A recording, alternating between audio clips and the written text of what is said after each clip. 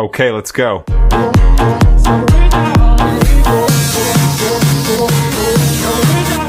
So this is my first time at the Austin Executive Airport. Gary, you and I have had many outings, hangouts. You took me out to a lake property you guys rented out to bring some folks out and check out your planes.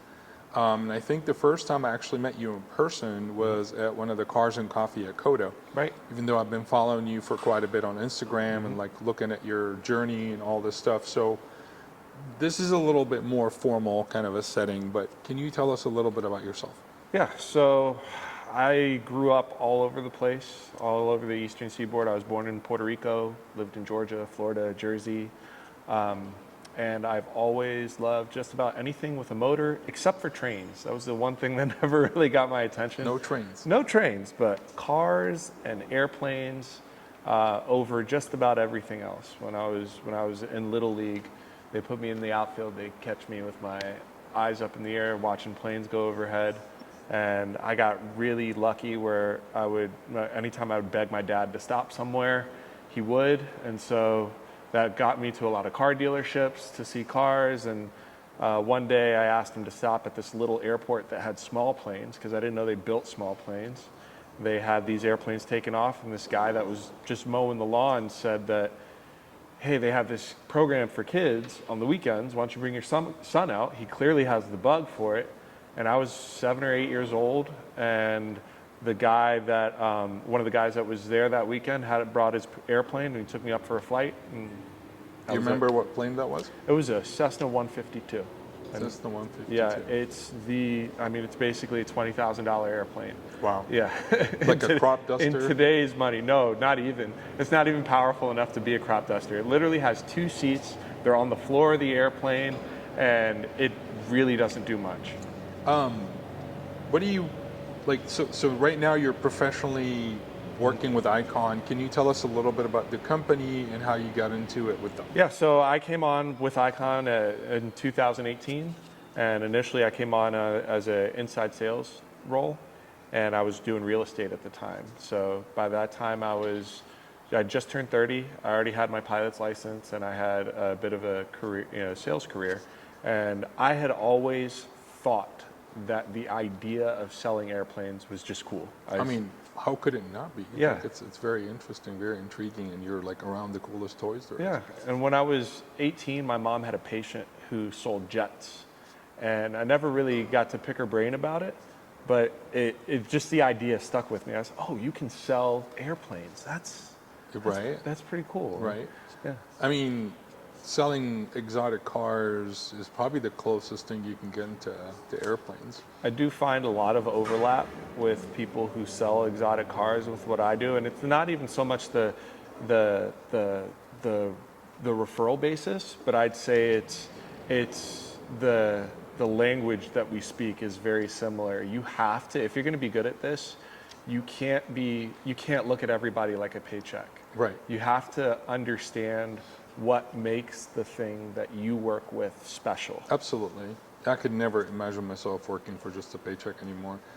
Intriguing that you say this, Gary, because when I was on the lake with you guys and we went up on my first flight in the Icon E5, I made many comments that the cockpit and the seating position and like the way I sat inside, even the way my legs kind of funneled into the cockpit, it was like that reminds me so much of the McLaren seating, and it just like felt like a McLaren. It even moved so nimble and so quickly. So let's draw on this and share with me, like, I would go for a 30-40 minute drive alone. Like I don't even need to go with anyone, and it cleanses my soul almost. I just want to go for a drive, and we have some beautiful roads out here near Austin and the Hill Country and whatnot. And I just get so much satisfaction from just doing this. Do you have like a similar relationship with your plane? There's a very strong overlap between the experience you just described and the experience that the A5 also provides. A lot of that has to do with the nature of how airplanes are typically designed. Most airplanes, the mission is go far, go fast, carry as much as you possibly can. And when you get to the upper echelons of that type of product, you're talking about $7-9 million bucks, and it will effortlessly accomplish that mission. The problem is it's extremely technical, and there's a lot of training to stay on top of a piece of equipment like that. As opposed to something like this, everything has been minimized. If you notice from the interior, everything's organized. You have gauges in front of you, hardware on the other side. And when I put somebody that's used to flying a piece of equipment like that into this, the best thing I've ever heard is that this is like therapy because it's so relaxing. Nothing is happening at a crazy speed. You're never overwhelmed or task saturated in it. And it flies a lot closer to the way that you would imagine an airplane would fly. Most airplanes you get in, they're typically heavy on the controls. You have to understand the nuance behind it, but this is designed to be much more intuitive and similar to being a car enthusiast myself. You see so many prototypes come to market, and then you wonder how the manufacturer is going to compromise or mess something up or not deliver overall. This doesn't provide that letdown at all. It flies as good as it looks, and probably even better. But the car guy in me wants to ask you about the engine in this. Is this a turbo or a naturally aspirated? Naturally aspirated, 1,352 cc's. It is. It's actually interesting the way that it's set up. The core is water cooled, but the heads are air cooled. Oh wow! Yeah, it's a very interesting setup. It's built by Rotax in Austria, and it also one of the things that makes it more unique to an airplane is most airplanes that are naturally aspirated have carbureted motors. This is fuel injected. Fuel injected. And the reason it starts right up, shuts right down, and most airplanes you have to manage the mixture as well as the fuel mixture as well as the air mixture. This airplane, you only worry about the air mixture because the ECU on the motor manages that whole process for you. Right. Mm-hmm. And if you were to describe the experience of you've been flying these now for what, 2-3 years at least? 5 years. Mm-hmm. If you were to describe this to a car enthusiast or somebody who's never even been to part of aviation, what would you tell them? How would you describe that? I would actually say it's very close to a Porsche McLaren experience. And the reason is because the enthusiasts that are more attracted to those brands, they're not looking at a horsepower rating. They're not looking at the 0 to 60s. They're not looking at that. They're looking at how enjoyable is this to actually operate. And on the operation side, there's no airplane that's more balanced than this airplane. There's no airplane that's more forgiving either. So it just makes it much more simple to get in, go, and do the thing that you have in your head. So you compared this to the McLaren and Porsche driving experience, and those are driver's cars. They're you're very connected with the car, you feel the car, and you can take them on back roads. But speed-wise, so what's the speed that you can do safely in this? What are we talking about? So you are typically, when you're using this to land on the water in the more exciting parts, you're typically going between 60 and 80 miles an hour. You're never really pushing it because you have to slow down to land anyway. Right. When you're on the water, you're going to be going about 35 miles an hour before you take off anyway.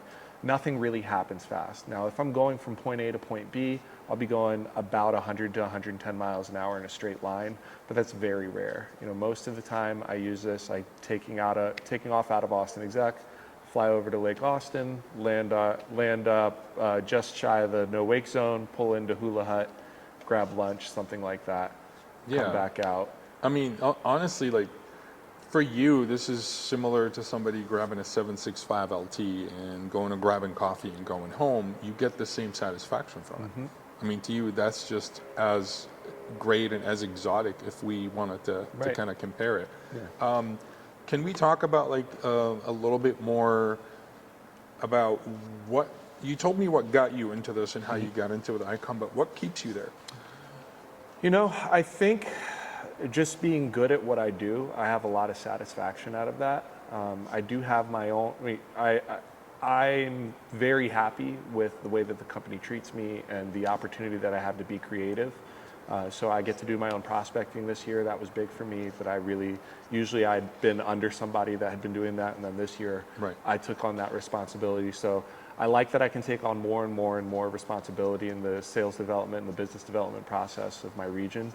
I would also say that I think that whenever I leave Icon, this is about the only thing that I've ever sold that I'm dead set on buying. I'm going to personally own one of these You're, tricked out you're one building day. on that goal. Absolutely. What I've noticed about you, though, is you're a people person. This is exactly why we're sitting here. I mean, I love connecting with people and talking with people, and that's my greatest satisfaction and kind of accomplishment is I love my connections. You've told me that you go back and forth to Miami and you like Austin and like the traveling bit. Does this help you do that, or?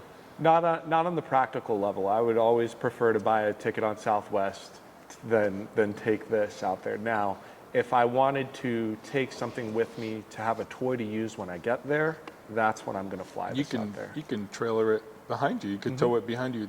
How much does this thing weigh? It weighs 1,080 pounds empty. Oh my gosh! It's So entirely you can built. easily put it and tow it behind you in a freaking like a minivan if you want to. You could. Now, there is a fair amount of infrastructure required. I wish it was that straightforward, but it's also, because it's so light and it is an airplane, you have to make sure that you're taking care of it as you go. And Right, so, right.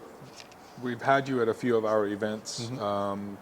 I'd love to see you come out some more, get people to get to know you, not just the planes and what you're selling, because this is basically why I'm sitting with you right here. People will get to see what I see in you. And I thought your event was great, by the way.